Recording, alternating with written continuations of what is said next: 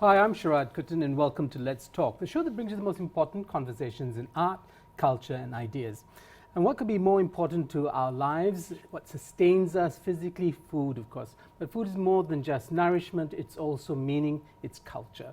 My guest today is Mohanna Gill. She is an award-winning Malaysian book writer whose career begins somewhere in 2006 with one of her first awards and has continued unabated since then. Thank you so much, Mohanna, for joining me. Of course, I've known you for many years, and I'll resist the attempt to call you Auntie Rose, but okay, which is because how people know you affectionately. Let's begin with a bit about you and how you combine the question not just of the love of food or children, of course, that also features a lot in your books, but writing, because writing is something that many Malaysians don't do necessarily. Right? They love food. We can talk about it. We might even do a lot of Instagram. We don't always write. Why did you decide to get into writing about food? Actually, this just was not something that I decided. It just came about, Sharaad, because once the children grew up and everybody was working, and even one of the boys got married, and I had a lot of time on my hands, and I was always thinking that, what shall I do? What shall I do? And your uncle, James, was one who always told me, why don't you write? Why don't you write? Why don't you write a cookbook? And so a lot of people kept saying that, why don't I write? And at that time, I never thought that I could write, and I never thought that I would write. So I was just thinking, I don't know, whether I can or I cannot. But then, of course, my husband being very, very keen on healthy living and very keen on fruits, and having had the time, I thought, just let me give it a go. And what year was that? This is 2006. Okay, so just a bit of background for people who don't know you. You have 3 sons. You're married to a doctor. That's correct. You started off life, intellectually at least, as an economist, and you taught economics, and you were born in Myanmar, or Burma at that time. So a very rich history. And you, as I understand it from what's written about you, that you kind of went into retirement when the children came, and these 3 boys grew up. One of them is a doctor, I understand, and the others are doing their own thing. So you're saying that you decided to write, but is writing, and I think a lot of people find writing very difficult. We are very passionate about things. Writing isn't easy, is it? No, it's not easy, but I think you never know till you try. Like in my case, I never thought that I would write or could write, but then I thought I'll just give it a go. And so when I had the time, then I started to think, and I thought, instead of doing a normal cookbook, that maybe I would write something about fruits, because that was my husband's passion, fruits. And everybody that came to our house was always told, you have had a fruitastic visit or whatever. So it was fruit. So I thought that I would concentrate on fruits rather than the normal cookbook. And so that's how I started. And I started to do a little bit of research. And I found that there are a lot of books that are written, but not many books written on fruits. Okay, so this fruitastic book, published in 2006, won the special award of the jury, and also in 2015 for Best of the Best, an award by Gourmand, awarded for the best in the world over 20 years. That's a book that won 2 awards over a span of a decade. So obviously something quite of value that lasted for that period. These fruits, tell us about it, because some people might think, writing a cookbook is easy because it's essentially about the recipe. And maybe in the case of your books, they're quite beautiful, in fact, and beautifully laid out. But what else goes into kind of creating the book that is really challenging or demanding? I think these books are like a small little encyclopedia. It tells you a little bit about the fruit, to make it a little bit more interesting, the origin of the fruit, which country it originated and how it traveled and came to different parts of the world. Then it talks a little bit about the nutritional value of the fruit.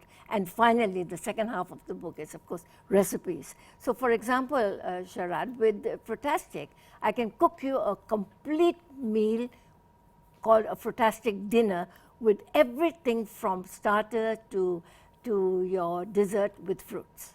Right, and I would feel satisfied and yes, filled up by the end of the thing, right? And very happy. Right, okay, because people often think that, in a complete meal, you need your you need protein at least, and Malaysians are very protein focused. I think we need to have some sort of meat. You know, it's either chicken or a beef or mutton or something like that.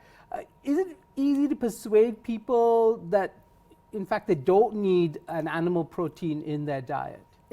They should try some of the recipes from the book. For example, like jackfruit, right, which is a local produce. If you make a very nice jackfruit biryani, it is as delicious as a chicken biryani, because the taste and the bite of the jackfruit is a little bit meaty, I suppose. Similarly, if you use mushroom, which is another good substitute for meat. But then again, when I think about it, we don't necessarily have to need a substitute for meat. We can cook food with other things that are as delicious, if not sometimes more delicious than the meat itself. Right, I love jackfruit, by the way. Yeah. Now, I had some jackfruit just recently. I love tropical fruits, and I think it's one of the things that we're really blessed by in this country, at least. I mean, it seems a very natural thing to write about fruit because tropical fruits are so abundant. Was it part of your own growing up, is your upbringing, or is this something that you've kind of created in your own journey, your own personal journey? I think that a lot of the things that we learn is what we are taught from, or what we see from the time that you are a child. And in our house, living in Myanmar, lots and lots of fruits and lots of vegetables. And my mom was a fantastic cook. So she would be doing all these kinds of things. So when I started to write, then I thought that I should incorporate and bring in some of that food that I grew up with. And then, of course, a little bit more, you know, on my own, what I have learned and what I've seen other people doing. Yeah, so it's a combination, actually. Okay, in fact, you write about Myanmar cuisine in a book titled Myanmar Cuisine, Culture and Customs, 2014, and you won an award for that too. That's correct. Right, so amazing. Okay, we're going to take a short break. We'll be back with the author of this book that starts her career as an award-winning writer, Mohanna Gill. Stay tuned to Let's Talk.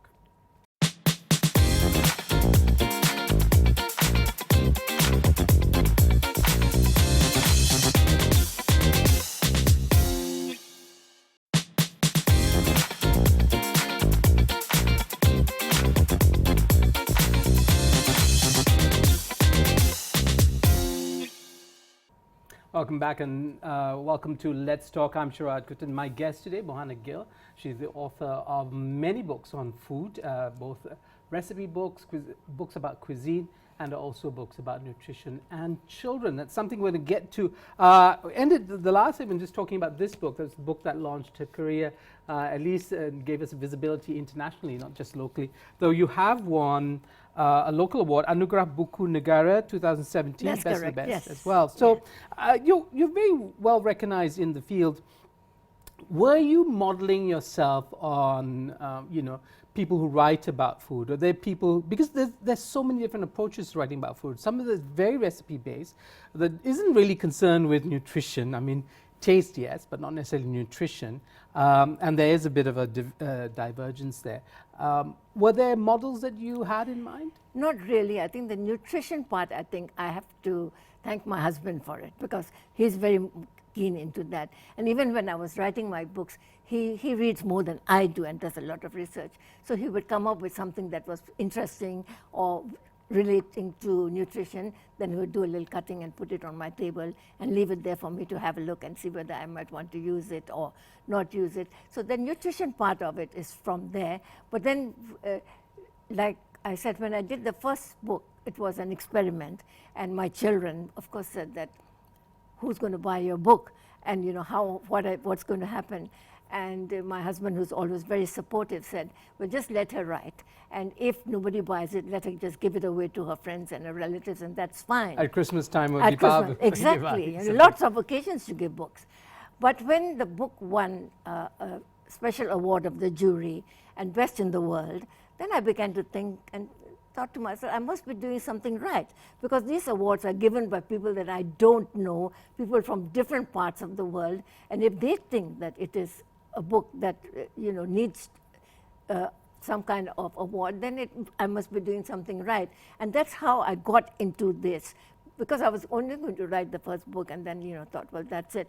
Then when I was doing Frutastic, I thought I would write a book on vegetables, because vegetables and fruits go hand in hand. So that's how Vegemania came about. And when we got the best vegetarian cookbook in the world for Vegemania, then I began to think, and that seriously now, that I am doing something right, and maybe whatever I write in future, then I will use that path of healthy living, wellness, and longevity. So 3 of my books actually is a trio: Fruitastic on fruits, Vegemania on vegetables, and my latest book, Flowerlicious, is on flowers, all for healthy living, wellness, and longevity. I love the names. They kind of give it, they make it very sexy and contemporary. I do want to ask you, I mean, are you a vegetarian? Actually, I am what is known as a flexitarian. Which suggests that you are vegetarian when you want to be, and That's then correct. when you don't want to be, you can. Yes. So I'm not, I'm not like that I have got to be a vegetarian. I eat what I enjoy eating. And if I come across a meat dish that I might want to try, then I will. So I'm not like pedantic about being a vegetarian, but I think most of the time I am a vegetarian. Right. Yes. And I've got to explore this, because there are some traditions of vegetarianism in this country, either through South Asia or in a sort of Chinese Buddhist cultures, food culture as well, right? There, the use of gluten and mock meat on one hand. Where do you stand on that? I mean, do you think it's a healthy lifestyle choice? Is it something that you would encourage in others? Actually, I don't know enough of these things to encourage people on doing those things, but I do know, and I do believe that we need to add more fruit and vegetables in our diet. So whatever diet you want to follow, if whichever is your passion or whatever you believe in, I think if consciously you add a little bit more fruit and vegetables into your diet, I think that's pretty good already, I think. Right, so. okay. The question of who's reading your books, right? I mean, in the past, cookbooks were seen as the province of women and women, in the domestic sphere and such. Is that true anymore? And what's changed, do you think, about the way in which readers around cookbooks have developed? I mean, is it just women, or who do you know is reading your books? I think that there are a lot of men who read books as well, especially a book like Flowerlicious, because it's got beautiful pictures about flowers and also a little bit of information, not only recipes per se, but information about the nutritional value or the health benefits of fruits and vegetables. So I think it's not necessarily that women will read, I think. And of course, don't forget that today we have a lot of men who are very, very interested in cooking. And especially, I think, in this period of lockdown, my son has gone into cooking in a big way. So they've got the time and they want to learn different things. So they will read some books. But a lot of people also feel that a lot of this information is also available on the net. But I still feel myself that there's nothing like being able to hold a book in your hand and, the pages and look at the beautiful pictures Yeah, I'm going to look at some of these are just amazing.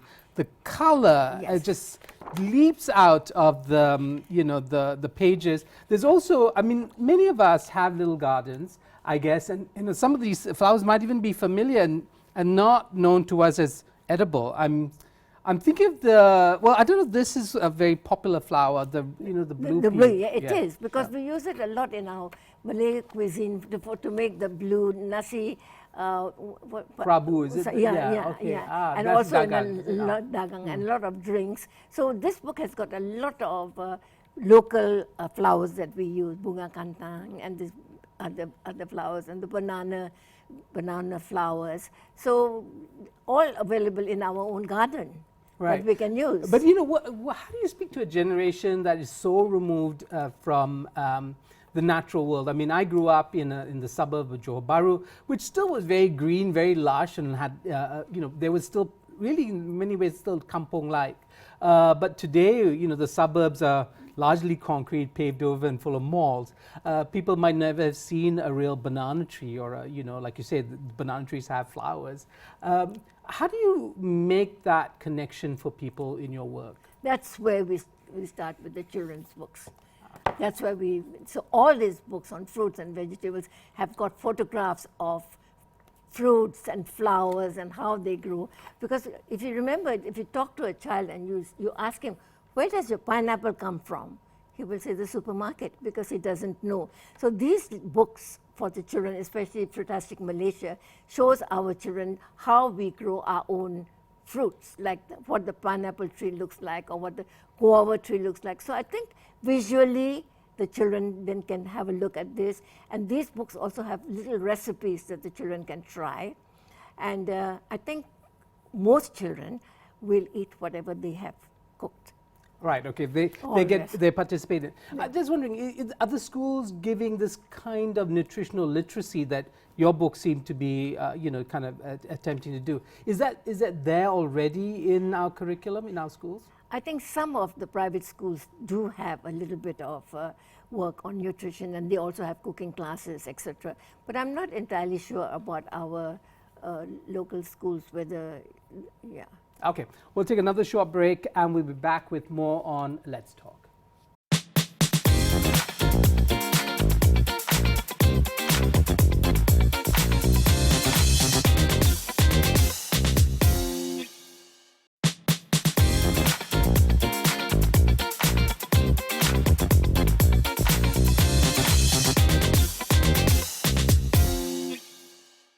Welcome back to Let's Talk. I'm Sharaad Kuttan, with me Mohana Gill, author and multiple award winner. Many, many books to her name, starting with her first award in 2006 and now even very recently in 2020. Well, you've got the International Board of Books for Young People Award, your honors list. And some of these books, we were talking about children earlier, about their literacy, their ability to understand actually what exists out there. There's a lot of heavy advertising drawing children to heavily sugared foods, salted foods, fatty foods, right? And fast foods are, I think, a prime culprit in this. You have used Haley, it's the book that actually started, or a series that started out in 2010, 10 That's years correct. ago, right? Yes. So who's Haley? Haley is my granddaughter, actually. At that time, Haley was just born. When I wrote these two big books, and the parents came to me and said, what do we do, because our children don't eat fruit and vegetables? And then I began to think, and at that time, Haley was born.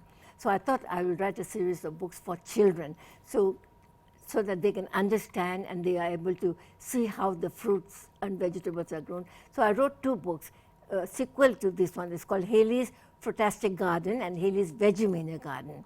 And both those books won Best in the World awards. So I thought that, that's the right direction. She must be very chuffed that her granny hasn't put her and immortalized in the series of books. What about the other grandchildren? Are they still jealous? Well, yes, very much so. That is why, Sharaad, I just wrote this book, because my Anil's little, my grandson, who's 4 years old, one day was looking through all these books, and he knows that Haley is his cousin, and he said, because he calls me Mom, and he said, Mom, how come you didn't write about me? Right. So then I wrote this book. Actually, it's for Ari. Okay. So he is included in this book. Okay. And this is about Anil being your youngest son. my youngest son. yeah, Okay, yeah. so your youngest grandchild. Yeah. So is this a book for Haley's parents or for Haley?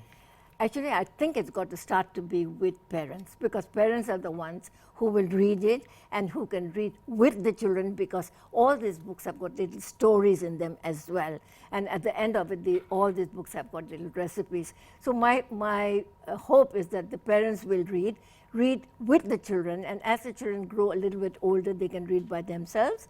And I'm also hoping that these books will encourage the parents to go into the kitchen with the child and to be able to cook together, because when you cook together, you eat together. So I think that even if it is making a salad and helping to just cut the cucumber or to break the lettuce and putting it all together, when it's put on the table, the child is very happy to say, this is what I prepared. And therefore, he's very happy to eat. So, you read the books, then you cook together, and while you are having your dinner, it's a lovely time for conversation about the food.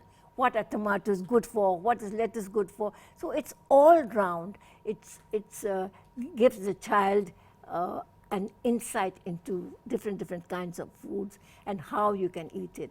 Yeah, do you think the problem with this lack of nutritional knowledge actually is not the present generation, not your grandchildren, but even my generation? We also were kept away from any kind of systematic knowledge about nutrition. And then in some ways, you know, we develop all the bad habits that we now have to undo and make sure our children don't adopt as well. I mean, is it a hard sell to convince parents to develop a kind of holistic view of food?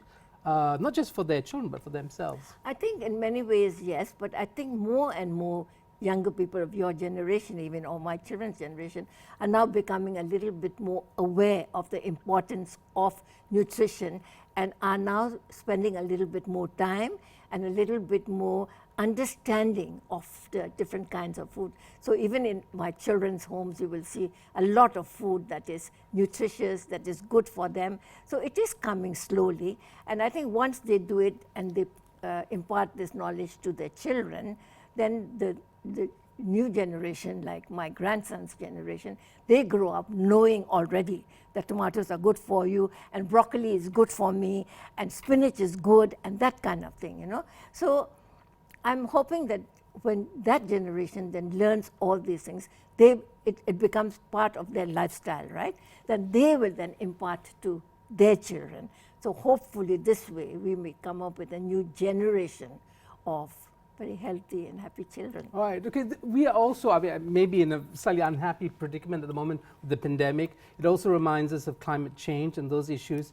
There's a lot of concern about the carbon footprint of, you know, these factories that produce chicken meat and beef and all these kinds of things that are in fact destroying the planet. Are you interested in those conversations that are taking us around to, say, insects as a substitute protein, to all the new sort of frontiers of food making that might be much more ecologically conscious and sustainable in the end? Is that something that interests you? Not really, because I know there's a lot of that going around. But I think for me, I'm more interested in the real food. Like, for example, if you don't want to eat meat, then there's vegetables. Just eat your vegetables, which are very good and nutritious for you. But I think I have not really thought about all those minute details of different. I know that there's more than meat, and there's also soybean and all kinds of things that are coming up and people are talking about. But for me, I feel that fruit and vegetables. Right, returning to the basics, just right? Basics. Yeah, and what our mothers and grandmothers ate, you know. Do you think, and just a practical thing as we're kind of closing up the show, that we could all do is to explore wet markets and to see what vegetables are there. Is that something parents, and I don't know what the practices of parents are, I mean, do they take their children to a market and talk to them about what they see that's out there? Wet market, I don't think so, but they can still take their children to the supermarket because there are foods there already in the supermarket, which according to them is more cleaner and not so, they always associate a wet market with being dirty and, you know, not so hygienic.